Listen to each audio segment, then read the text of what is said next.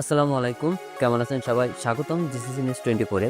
আজকের ভিডিওতে আমরা আলোচনা করব গুরুত্বপূর্ণ একটি বিষয়, কপিল কিভাবে একজন কর্মীকে এক্সিট দিতে পারে এবং কোন কোন শর্তে এটি সম্ভব না। এই তথ্যগুলো যার থেকে একটা আপডেট এসেছে, যেটা আপনাদের জন্য অত্যন্ত প্রয়োজনীয়, সেটা আপনাদের সামনে তুলে ধরবো। ভিডিওটি ভালো লাগলে লাইক, শেয়ার এবং সাবস্ক্রাইব করতে ভুলবেন না। চলুন তাহলে শুরু করি।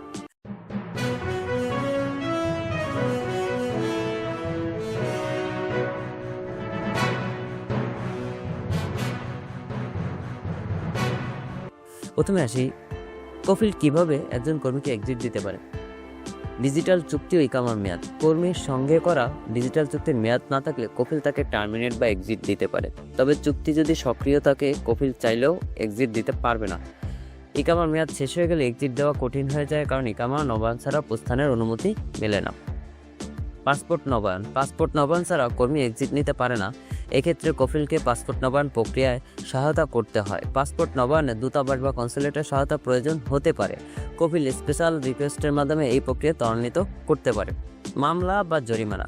কর্মীর নামে যদি কোনো মামলা বা ফৌজদারি অভিযোগ থাকে, তাহলে কম্পিউটার সিস্টেম স্বয়ংক্রিয়ভাবে এক্সিটের অনুমতি আটকে দেবে। বকেয়া ট্রাফিক ফাইন, ভিসা ফি বা অন্যান্য ফি পরিশোধ না হলে এক্সিট দেওয়া সম্ভব নয়।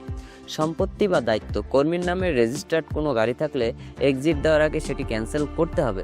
যদি কর্মী পারিবারিক স্পন্সরশিপে থাকে, যেমন স্ত্রী বা সন্তানের ইকামার দায়িত্বে থাকে, তবে সেই সদস্যের ইকামা পরিবর্তন বা ক্যান্সেল না করা পর্যন্ত এক্সিট দেওয়া যাবে না। Suspended status. কর্মীর ইকামায় সাসপেন্ডেড স্ট্যাটাস থাকলে কপিল সিস্টেম থেকে এক্সিটের অনুরোধ করতে পারবে না। এক্ষেত্রে কপিলকে সাসপেনশন তুলে নেওয়ার জন্য মন্ত্রণালয়ে আবেদন করতে হবে। এবার আসেন, কোন কোন পরিস্থিতিতে কপিল একজন কর্মীকে এক্সিট দিতে পারবে না। কর্মীর নামে মামলা থাকলে, পাসপোর্ট বা ইকামার মেয়াদ না থাকলে, কর্মীর নামে গাড়ি রেজিস্ট্রেশন থাকলে, সাসপেন্ডেড স্ট্যাটাস থাকলে, জরিমানা বা বকেয়া ফি থাকলে। এবার এক্সিট দেওয়ার ক্ষেত্রে কপিলের করণীয় কি? কপিলকে নিশ্চিত করতে হবে যে কর্মীর সব নথি, যেমন পাসপোর্ট, ইকামা আপডেট এবং বৈধ আছে। কোনো জরিমানা বা ফি থাকলে তা পরিশোধ করা কপিলের দায়িত্ব। কর্মীর নামে কোনো মামলা থাকলে কপিলকে তা সমাধান করতে সাহায্য করতে হবে।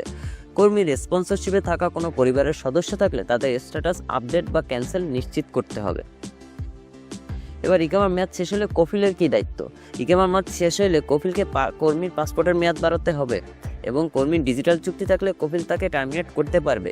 মামলা বা জরিমানা থাকলে তা সমাধান করতে হবে। কর্মীর কি করণীয়? পাসপোর্টের মেয়াদ শেষ হয়ে গেলে তা দ্রুত নবায়ন করতে হবে। যদি জরিমানা বা বকেয়া থেকে দ্রুত তা পরিশোধ করে প্রমাণ কপিলকে দিতে হবে।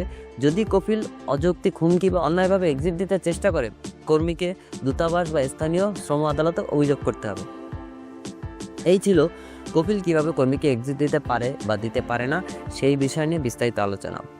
যদি ভিডিওটি উপকারী মনে করেন তাহলে শেয়ার করতে ভুলবেন না। জিসিসি নিউজ 24-এ আপনার জন্য প্রবাস সম্পর্কিত গুরুত্বপূর্ণ সব তথ্য তুলে ধরা হয়, তাই আমাদের সাথেই থাকবেন। ধন্যবাদ সবাইকে। আল্লাহ হাফেজ।